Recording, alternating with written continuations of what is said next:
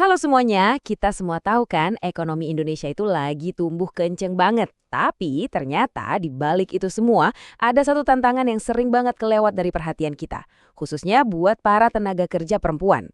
Nah, laporan terbaru dari Bank Dunia nunjukin sebuah paradoks yang jujur aja cukup mengejutkan.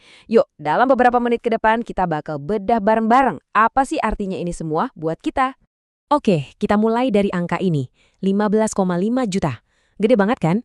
Ini adalah proyeksi jumlah orang usia kerja yang bakal nambah di Indonesia dalam beberapa tahun ke depan.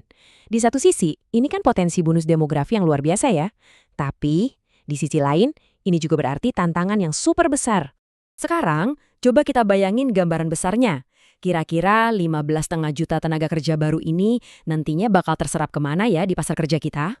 Nah, disinilah masalahnya mulai kelihatan. Laporan Bank Dunia tadi menemukan kalau penciptaan lapangan kerja formal, kamu tahu kan, pekerjaan yang proper gitu loh, yang ada gaji tetap, jaminan sosial, dan perlindungan hukum, ternyata lajunya itu nggak bisa ngejar pertumbuhan ekonomi. Jadi ada gap di sini. Dan gap ini dampaknya benar-benar nyata loh. Kalau tren ini terus-terusan begini, dari setiap 5 orang baru yang masuk ke dunia kerja, cuma 1 orang yang bakal dapat kerjaan formal. Iya, kamu nggak salah dengar, cuma 20%. Sisanya, yang 80% itu, mau nggak mau harus masuk ke sektor informal. Oke, kondisi kayak gini jelas jadi lampu kuning ya buat semua angkatan kerja. Tapi pertanyaannya jadi lebih spesifik nih. Apa artinya ini buat para perempuan?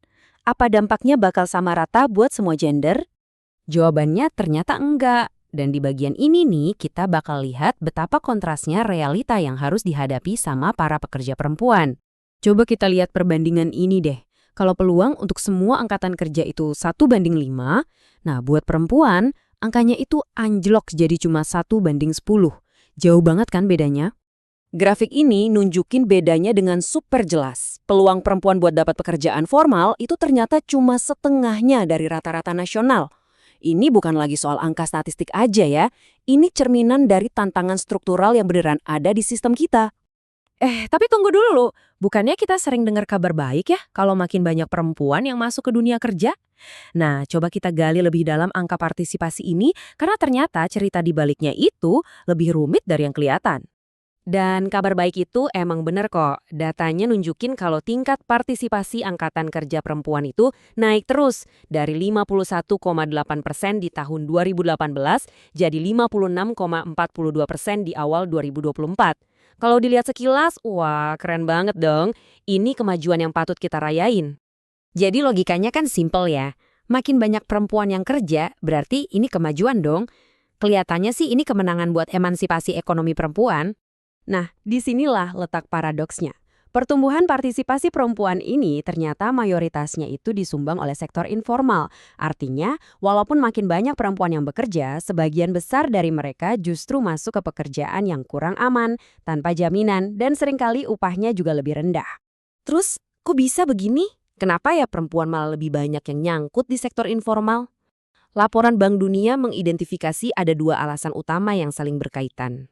Yang pertama, itu yang biasa disebut beban ganda. Jadi ada ekspektasi sosial gitu, di mana perempuan diharapkan bisa ngurus karir profesionalnya, tapi di saat yang sama juga nanggung mayoritas pekerjaan rumah tangga dan ngasuh anak. Nah yang kedua, dan ini jujur agak ironis, adalah dampak yang nggak disengaja dari kebijakan cuti melahirkan, yang padahal tujuannya baik banget. Oke, kita bahas yang kedua ini lebih dalam ya, karena di sini dilemanya kelihatan jelas banget. Aturan di Indonesia itu mewajibkan perusahaan buat nanggung 100% gaji karyawan perempuan selama cuti melahirkan, minimal 3 bulan. Niatnya kan mulia banget ya, buat melindungi ibu dan anak. Tapi ada konsekuensi yang nggak terduga. Buat sebagian perusahaan, ini bikin biaya rekrut perempuan jadi terasa lebih mahal.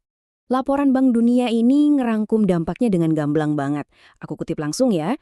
Perusahaan mengantisipasi pengeluaran yang lebih tinggi dan menjadi enggan merekrut atau mempekerjakan perempuan secara formal, terutama di usaha kecil atau industri dengan margin rendah. Coba kita pikirin sebentar. Sebuah kebijakan yang dibikin untuk melindungi, di lapangan malah bisa jadi penghalang. Inilah yang namanya dilema kebijakan yang super rumit. Semua fakta ini tuh akhirnya bawa kita ke satu pertanyaan yang lebih mendasar. Waktu kita ngomongin kemajuan buat perempuan di dunia kerja, sebenarnya apa sih yang kita maksud dengan kemajuan itu? Jadi, inilah inti dari paradoks yang kita bahas dari tadi. Di satu sisi, angka partisipasi perempuan naik, yang harusnya jadi tanda kemajuan, tapi di sisi lain, kualitas dan keamanan pekerjaan yang mereka dapetin justru nggak sejalan. Ternyata kuantitas itu nggak selalu berarti kualitas. So, ini jadi tantangan buat kita semua. Kalau kemajuan sejati itu bukan sekedar soal angka partisipasi yang naik, terus gimana caranya kita bisa mulai merancang kebijakan yang lebih cerdas dan mengubah pola pikir kita untuk membangun masa depan di mana pertumbuhan ekonomi itu benar-benar berarti kemajuan yang nyata untuk semua orang?